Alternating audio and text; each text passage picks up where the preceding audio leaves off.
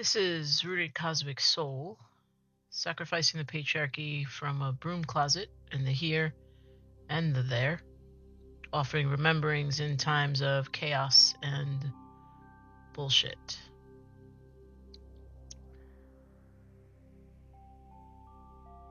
So, I was trying to figure out I have a whole list of things to cast about from this little broom closet.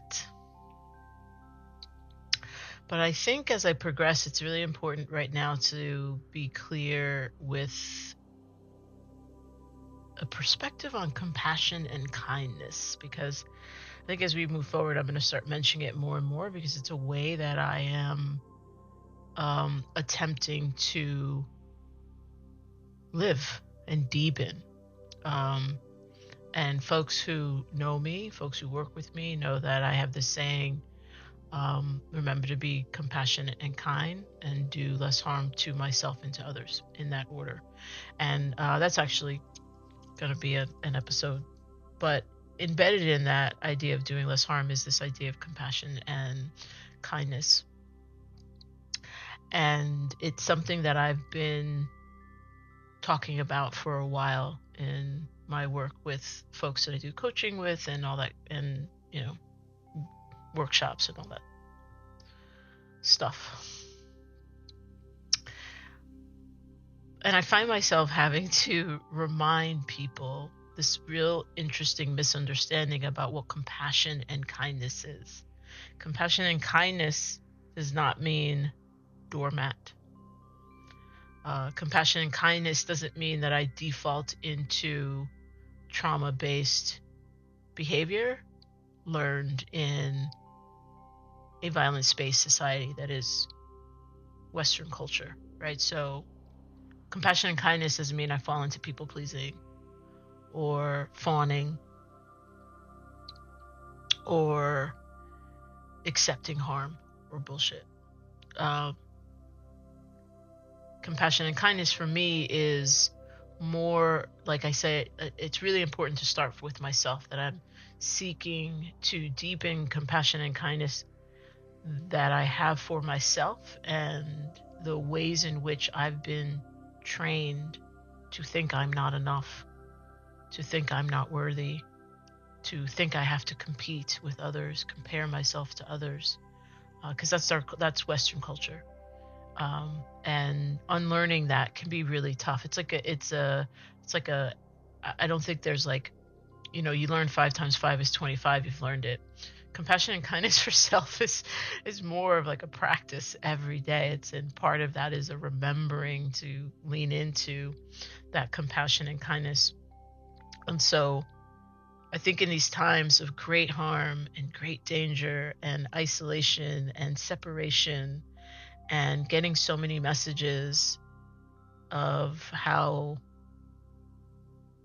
some of us suck and are inept or not worthy of breath or compassion or kindness, for me, it's really important for me to lean into the memory and the action, the behavior that I am, right? So that's like compassion and kindness for myself, remembering to slow down, remembering to rest, remembering to laugh, remembering to play, remembering all the ways that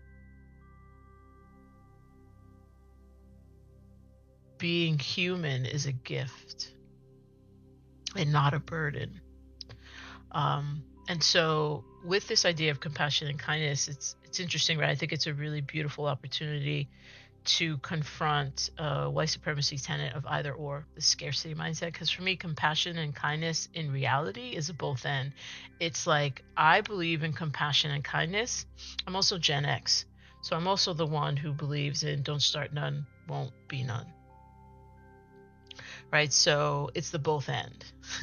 I'm always going to lean into compassion and kindness for myself and for the world around me. Now, if you come at me sideways, you might get a sideways reaction. Like, don't let the compassion and kindness desire fool you. And it's not necessarily the way that baby Deidre might come for you is not necessarily what you would imagine, right? I'm a wordsmith. I will likely never put my hands on you unless in self protection I have to, because you've put your hands on me. But I'm a wordsmith. Like I'm gonna cut you with words. I don't want to do that, but that's one of my survival mechanisms. That's how I was able to survive for most of my life, of like being able to harness words that could be very cutting. And whereas I'm always going to lean into compassion and kindness, shit happens, right? So that's my offering for folks of like, as you, I think as we start figuring out how we want to move in these times to reflect the reality we'd like I believe that if I want more compassion and kindness in the world around me, I have to move with more compassion and kindness. And that is my offering to you, that just because you are attempting to move with compassion and kindness doesn't translate into letting people at work walk all over you, or letting, people take advantage of you. That's not what leaning into developing, deepening one's compassion and kindness has to mean. It's going to mean that for some folks, I imagine, but it doesn't have to mean that. It also, I will say, like, when I really started deepening this idea of compassion and kindness, it's a really beautiful way to give yourself specific points to uproot. Like, in my experience of focusing on compassion and kindness, what it did was it highlighted the places where I was being mean just for the sake of being mean, and didn't even know that that's what I was doing, right? And sometimes it's delivered in impatience, and dismissiveness, belittling, like in these. And sometimes it's not even, I think that it's not even intended, but again, we live in a society that we've been taught these really destructive, disconnecting, detaching ways of being that have become so normalized, it's hard to even know one is doing it until one slows down enough to really take responsibility, to take on an inward gaze. And it has to be a choice. It has to be a choice. Because everything that's coming at us is the choice to disregard, the choice to forget. Really, it's not even the choice, right? It's the push. It's the blinding dictate to disregard, to put to forget.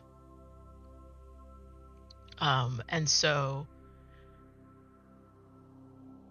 my offering is just that, an offering to consider what would it look like to really lean into compassion and kindness if you understood, and you really embraced an understanding that it doesn't mean becoming a doormat. It doesn't mean letting people do whatever they want. It just means noticing, particularly first from the I, noticing when I'm not being kind and compassionate to myself, and then how does that translate in how I'm being in the world, right? That's the I and the we. So how am I treating my I without kindness and compassion? And then that doesn't really allow me to move with kindness and compassion in the world, in the we around me. And I believe we really need more kindness and compassion floating around. That energy needs to be saturating our world. There's a lot out there. There's a lot of kindness and compassion out there, for sure. Again, the patriarchy will have us believe it doesn't exist at all. That's another lie. There is a lot out there.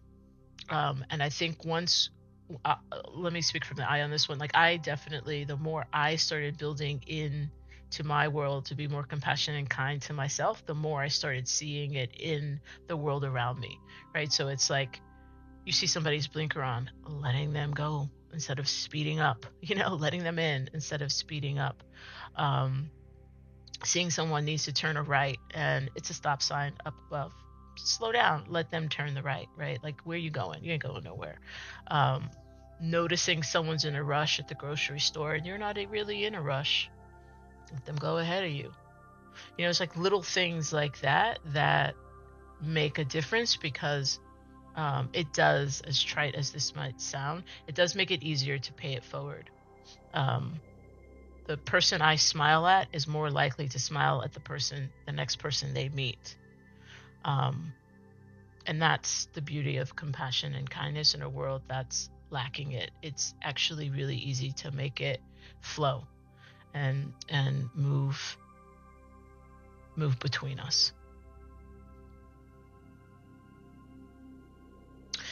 This is Rooted Cosmic Soul, sacrificing the patriarchy from a broom closet. The energy here stays here. The energy there stays there. I'll sense you later. Return when moved to do so. Same Bruja time, same Bruja channel.